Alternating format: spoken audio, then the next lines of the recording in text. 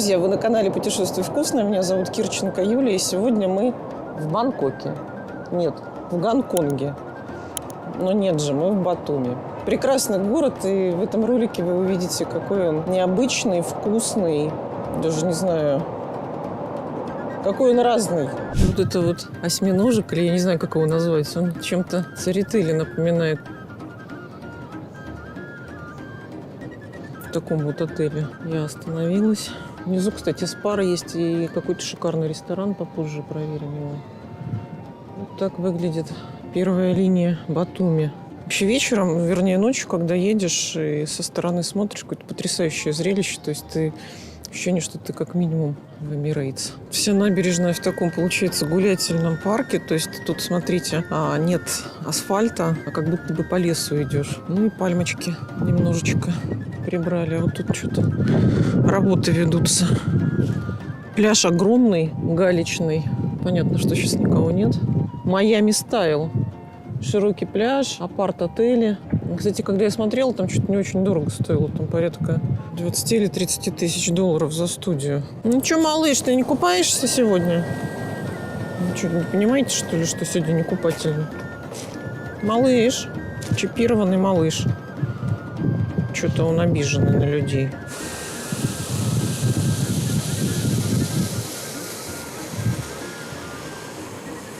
Вот между новыми застройками старые дома. И все как-то гармонично вписывается. Целая магнолиевая аллея. Ну, правда, не цветет пока. Батуми – это тоже город контрастов. Вот посмотрите. Пожалуйста, все как мы любим. Бельишко сушится. Тут же прекрасная собака нарисована. Казино «Рояль». Кто бы мог подумать. И такая офигенная вообще площадь. Тут те аргонавты с золотым руно. И вот это потрясающее здание. И вот это вот в Галде. Практически Бурдж-Халифа. Очень красивый город. Батуми, конечно, очень приятно удивил своей красотой. Неожиданно. Уж не знаю, что там в Тбилиси дают. И вот на этом прекрасном здании знаменитые астрономические часы.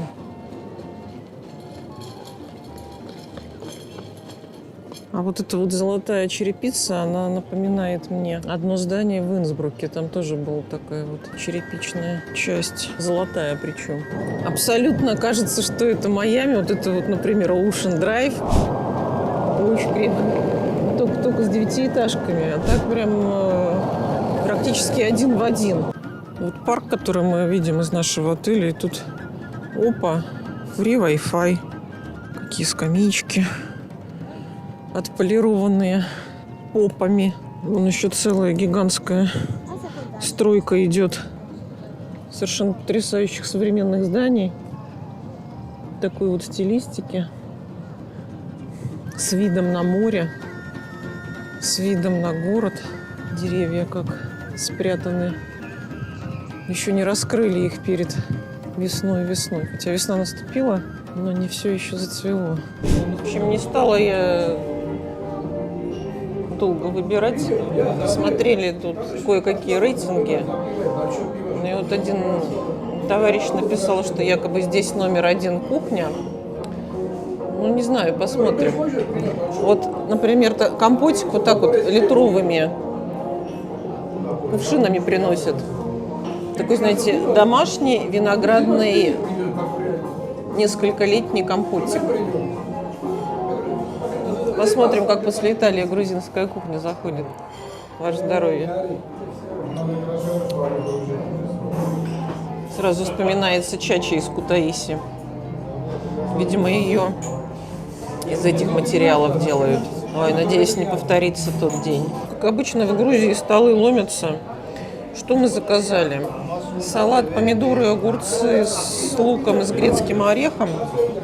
Минимум, что можно взять, 5 хинкали и говяжьи ребра на кицы в аджике. Вот сейчас я их попробую. Пахнут потрясающе. Чувствуется, что мягкие.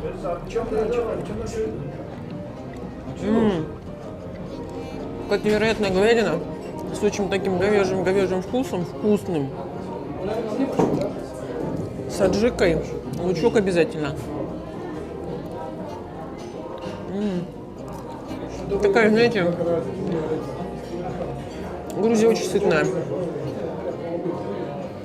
Много мяса, много зелени, много специй. Все яркое. Вкусное вино. В общем, здесь худеть, сюда приезжать не получается. Это какое-то изобилие грузинское и вкуснотень. Это все, что я могу сказать по этому поводу. Конечно, будучи в Грузии, как же не попробовать хинкали? И вот такой вот хачапури. Это что-то потрясающее, произведение искусства. Сначала я попробую хинкали, как их едят. Их надкусывают. Там внутри тесто очень тоненькое.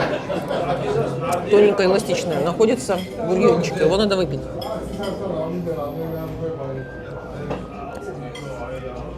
Очень вкусный бульон, нежнейший.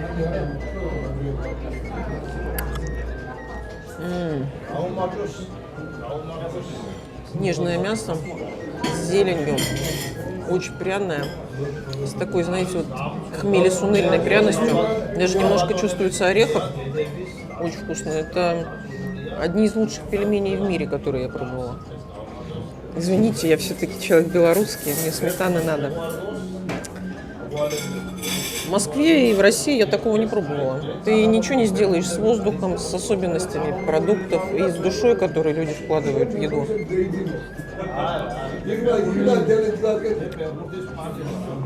Бесподобно. 5 stars. У всех народов практически, у многих, есть свои пельмени. Ну вот у грузин, например, хинкали, а у итальянцев равиоли. А вот хачапури, мне кажется, есть только в Грузии. Хачапури по-аджарски, ну, конечно, его там много где пекут. Но вот то, что сейчас происходит, это что-то невероятное. Много масла, сыра, желток. И все это макается в сыр. Я не знаю, надо исследовать, кто когда это все придумал.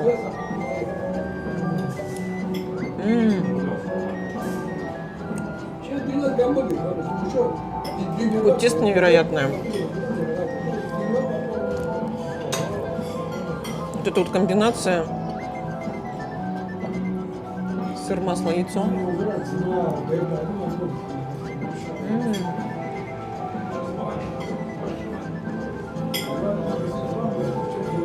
Пища богов. Колхидский. Литр вина, куча еды, 1500 рублей.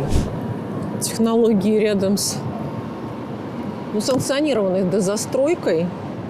Говорят, что мэрия разрешает надстраивать балконы, причем целыми этажами. Не так, что один застроил и все, и должно быть разрешено. Да, шикарно тут жить. Вон даже какая-то труба, печечка сделана. Ну лети, лети, давай. Полетела. Греется на солнышке. Такой вот офигенский парк, конечно. Пляж огромный сделан. Не знаю, уж искусственный, не искусственный. Вот. И вот такая парковая зона вдоль пляжа. Элементы садового кубизма, пальмы. В общем, полное ощущение субтропика. Потрясающие деревья, я не знаю, розовые деревья или пионовые. Пишите в комментариях, если кто знает. Очень красивые прям вот. Не пахнет. Целая лужайка вот таких мелких-мелких цветочков. Дельфинчики. А вот пальма с Канарских островов. Написано, что в 1881 году она посажена. Представляете, сколько ей? Привет, малыш. Привет, сладкий. Не бойся. А ты чё? А что? А ты-то что? А меня тоже, меня. Нужно водички сербануть. Боржоми. Хлорированная, походу. Вот еще одна пальма. Тоже 81 год. Аргентина, Бразилия. Друзья, ну как же без великого Чехова и Максима Горького? Вот в этом доме в Батуми они останавливались. Не знаю, ну мы, наверное, пройдем мимо, пойдем дальше посмотрим какой-нибудь ресторан. Вот во дворик заглянула, а тут, боже мой, какая нарядная нарядность. Такое впечатление, что это не белье сушится, а арт-объект. Там и трусарди, и носочки. Очень колоритно. Здесь вот высокотехнологичный столб, катушечки висят. Туда-сюда сухое снимается, свежевыстиранное вешается. Nanotechnology from Georgia. Вот он, прекрасный, наверняка, батумский цирк. Друзья, обязательно идите в старый Батуми. Вот мы сейчас пойдем погуляем до улицы Пушкина. Значит, первая и вторая линия все очень дорого. А на улице Пушкина они берут качество и ценой. Вот, да? Правильно? Правильно. Ай, ты сладкие. Короче, пойдем посмотрим, что там, где можно вкусно поесть и недорого выпить. Друзья, знаете, вот в грузинской кухне я бы хотела обратить ваше внимание на вот холодную часть, закусочную. Это вот всяческие пхали с фасолью, со шпинатом, вот эти вот рулетики с баклажаном. И вот перец, запеченный перец с каким-то патте, паштетом. Ну, в общем, смесь орехов, всяческих мели, сунели. В общем, это какой-то восторг. Прям очень такое глубокое, разрывающее рецептор. Идет баланс со сладким перцем. В общем, это очень вкусно. Еще, конечно же, какая Грузия без лобио. Это вот как такой паштетичек из фасоли с зеленью, с грецким орехом, с гранатовыми зернами. Сейчас попробую.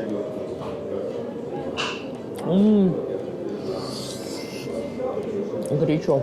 Буквально несколько закусок, и ты сыт полдня. Уже какое-то горячее брать я не смогу. Так что для легкого перекуса это прям идеальное сочетание и вкуса, и питательности, и ПП. Ваше здоровье. Вот она, башня Алфавит. Туда ходит лифт. Сейчас попробуем подняться. Знаете, взгляд не оторвать, вот любоваться сверху на город. Это что-то невероятное. Смотрите, какая береговая линия широкая. Ну, вот Майами и есть Майами. Какой прекрасный город, и вон виден порт, морской вокзал. В текущее время, когда в Сочи все очень дорого, и там нет таких полномасштабных пляжей, то есть тут береговая линия какая-то потрясающая, и при этом красивый город, и если посчитать то на деньги, я 10 раз приеду в Батуми, мне кажется, потому что восхитительная еда, вкусное вино, недорогое жилье. То есть эти все апартаменты от $20 в день начинаются, стартуют. Да, наверное, в сезон подороже, но это лучшая альтернатива ближайшим каким-то курортным местам, как Турция, там, курорты Краснодарского края, опять же. Это, знаете, такое квинтэссенция Азии, Америки, то есть и Майами, и Бангкок, или Куала-Лумпур тут же. В общем, такие ощущения, что ты находишься в каком-то центре мира. Это, видимо, съемки сериала в стиле 90-х, судя по Мерседесу. Мотор, камера. Можно на таких штучках покататься, прикольных. Сам себе рикша называется. Друзья, перед нами символ Батуми, памятник Нино и Али. Первым делом я хотела увидеть вот это вот зрелище, и оно не кажется каким-то огромным, потому что на всех рекламных проспектах или каких-то видеороликах мне казалось, это очень большой памятник. Нет, он не очень большой, но очень значимый, очень красивый, высокотехнологичный. И история его – это история любви азербайджанского принца и грузинской княгини. И есть роман, написанный Курбаном Саидом. В 1937 году в Вене издался этот роман и стал бестселлером, потому что такая любовь, она не может не трогать сердца людей. И молодцы, что воплотили и сделали такой красивый памятник. 7 часов вечера они начинают двигаться друг к другу, и вот так сделано, что они интегрируются, два тела, два памятника.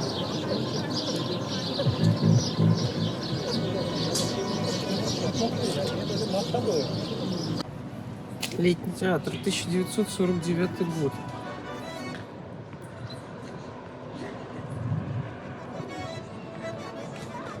Морской вокзал. Вот такая прекрасная колоколенка с часами. Ну, там колоколов не видно. Прям какой-то здесь парад судов. Вот таких вот практически античных до современных скоростных, как будто бы для Формулы-1. Гданьск. Такие корабли прекрасные. Вот, наверное, они гуляют туристов летом. Если смотреть на Батуми, то невооруженным глазом видно, как идет бум строительства. Цены на недвижимость за последние года выросли в разы. Я помню, смотрела в 2019 году апартаменты, и цена крутилась в районе 25-27 тысяч долларов за апартаменты на первой линии. Сейчас же это все выросло, и первая линия – это порядка 100 тысяч долларов. А в среднем квадратный метр 800-1000 стоит. Город развивается, и дальше есть спрос, потому что рост продаж и рост покупки квартир, он идет в динамике. Стройку в основном ведут турецкие компании, но это обусловлено тем, что Грузия граничит с Турцией, и вот у них тесные такие строительные взаимосвязи. Ну и вообще можно рассматривать, конечно, как инвестицию покупку недвижимости, потому что город находится в прекрасных климатических зонах. Это субтропики, это море, это много зелени, и это достаточно недорого по сравнению с европейскими или другими какими-то территориями. Ну и, конечно, туризм. Туризм развивается, казино, отдых, хорошая недвижимость. В общем, сижу я тут на даче с Масей, с Финей в такой вот красивой природе и вспоминаю в эти холодные майские дни прекрасную теплую Грузию, как там было вкусно, как там было тепло. И что я подумала? А не приготовить ли мне, как учил Зураб, чихахбили. Зураб-то из ролика про Кутаиси, кстати. Так что сегодня будем готовить на костре, который никак не может разгореться, но мы это исправим. Мася нам поможет, да, Мась? Поможешь?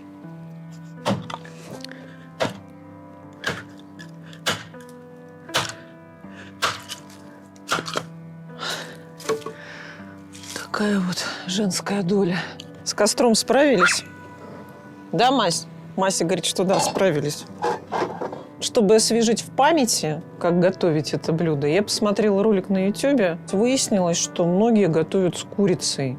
Почему с курицей? Потому что не у всех есть фазан. Но у меня есть фазан. Сама лично добывала. Вот посмотрите. И вот он такой вот грамм на 800. Вы можете взять курицу.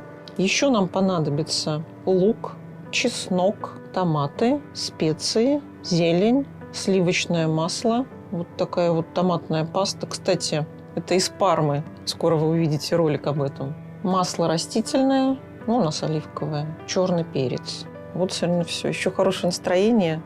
Ну и можно грузинского оранжевого, как моя кофта. Кстати, почему называется чихахбили?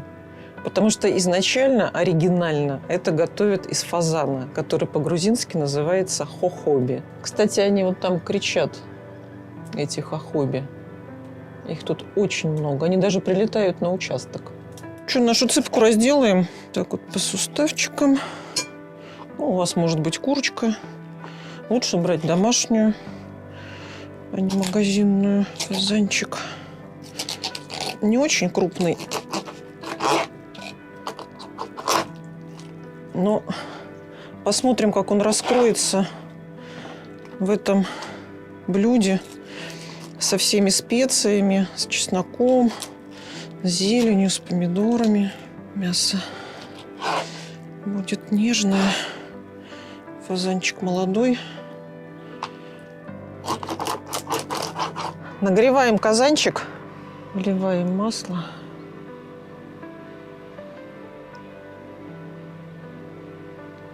И добавляем грамм 20 сливочного масла. Ну, видите, как красиво растапливается. Скоро пойдет закладка нашего хохоби. Пошли кусочки.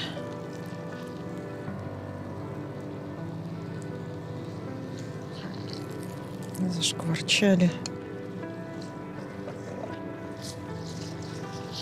Закладка закончена. Пока наш фазан в смеси растительного и сливочного масла доводится до золотой корочки, мы готовим лук. Можно резать квадратиками, но я буду резать вот такими вот полуколечками.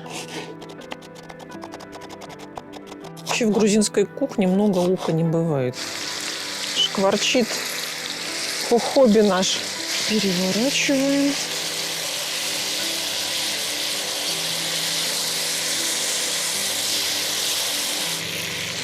Ну вот до такого золота обжарили. Вытаскиваем. Следующим этапом пойдет у нас лучок. Сюда же, в это же масло, вот так вот нарезанный, опускаем наш лучок. И будем его утушивать где-то в половину. Ой, пошел запах лука. В золоте фазана. Смотрите, лучок стал золотистый. Уже карамелизуется. Сейчас мы туда чуть-чуть добавим томатной пасты из города Парма. Ой, надо открыть ее.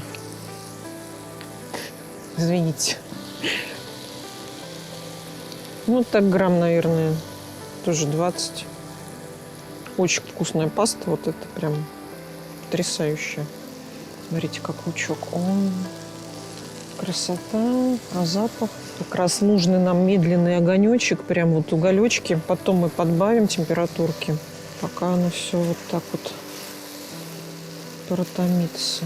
Так, ну что, теперь мы в лук возвращаем нашего хохоби. Чуть-чуть добавляем шафранчика, чтобы он подкрасил нашего фазанчика. Добавляем усха сунели, ну вот где-то так ложечку. Ну и так как мы любим очень острое, чуть-чуть чили. Вообще можно добавить паприки. Перемешиваем. Накрываем крышечкой, оставляем минут на 20, это все тушится. На такого фазанчика берем грамм 800 помидоров, вот так вот. Сейчас очень много хороших у нас. Я брала дагестанские. Ну, май, потом попозже, если будете летом готовить, будет многообразие совершенно прекрасных томатов. Из наших широт, из южных широт. Сейчас мы вот так вот надрезаем. Так, еще можем поднаколоть.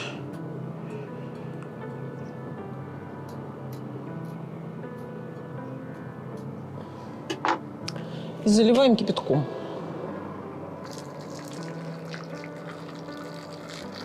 Совершенно потрясающие помидоры у нас выращивают. Вся эта процедура нужна, чтобы снять кожу. В нашем хохобе не будет ни грамма ни воды, ни бульона. Будет только сок лука и помидорный сок. Вернее, помидоры. Кожа очень легко снимается. Вот, вообще без проблем. Я даже люблю делать салаты с помидорами без кожи. Разрезаем на две части, удаляем плодоножку. И мы их будем мять руками. Это очень важно, потому что можно, конечно, порезать, есть разные варианты. Можно готовые купить уже в банке. Но мы делаем аутентику. Если уж мы взяли за фазана основу хохоби, то и помидоры мы будем мять руками. В дань уважения Грузии и грузинской национальной кухни. Не знаю, надо посмотреть, есть ли рецепты, кто исполняет именно с фазаном, а не заменяет курицей, там, какими-то куриными субпродуктами. Ну что, самый ответственный момент. Они вполне себе так нормально, хорошо разминаются. Вот такие вот кусочки. Конечно, помидоры нужно брать помягче. Эти у меня еще не совсем дошли, но они разойдутся вместе с хохоби к фазане нашему.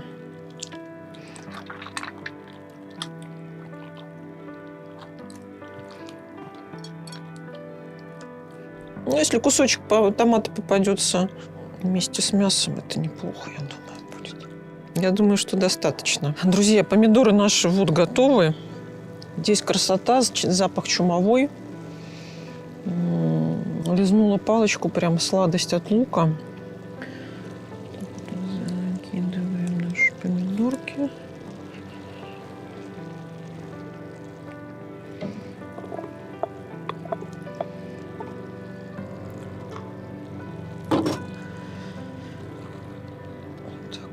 Это все вместе смешиваем. Сейчас мы усилим огонь. Вообще, если вы делаете на костре, где-то там на даче, в каких-то вот таких вот походных условиях, лучше томаты, как шашлык, прям запечь. Тогда они еще добавят огня. Так, ну все, здесь перемешали. И надо посолить.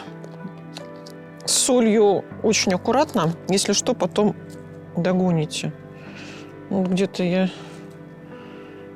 так вот солю в районе чуть меньше столовой ложки. Еще один момент. Надо добавить сливочное масло. Тоже еще грамм 20.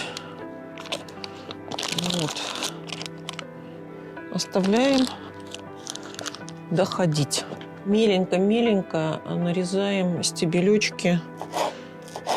В нашем случае петрушка и кинза. Этого вполне достаточно. Можно одну кинзу использовать. Я обожаю кинзу. Можно базилик использовать. Ну, тут как ваши вкусы, как ваша фантазия. Мы сейчас меленько нарежем и отправим туда, чтобы оно уже начинало отдавать. Где-то минут за 15 до того, как снимать, мы отправим туда чеснок мелко нарубленный и еще нашу зелень. Меленько нарезаем чесночок. Можно в ступке растереть, если у вас есть. Вот. Так оно лучше по вкусу, нежели чеснокодавки. Ой, как шкварчит. А как пахнет. А сейчас как еще запахнет. Пошла зеленушка, пошел чесночок. Сейчас чуть-чуть это мы пошевелим. Ни грамма воды, только все свои соки и ароматы от лука, томатов. Ой, и хохоби. Конечно же, под это у нас будет аркадстелик Веври с 5. Оно уже оранжевое. Такое вот. Смотрите, какой цвет. Вот сейчас сюда посмотрите. Запах. Потом пойдет зеленушечка туда. А пока ваше здоровье. Нектар. Ну что, друзья, финалочка. Наша зелень и еще чесночок отправляются к хохоби. Запах, я вам хочу сказать, не передать. Не выпрыгивайте из своих телефонов или на чем вы там будете смотреть. Смешение вкусов и ароматов. И все это на канале «Путешествуй вкусно». Даже если ты не в Грузии, ты можешь повторить. Даже если ты не в Таиланде, ты можешь повторить. Все можно повторить в наших широтах. Но лучше побывать оригинально. Я вам настоятельно рекомендую. Ой, запах.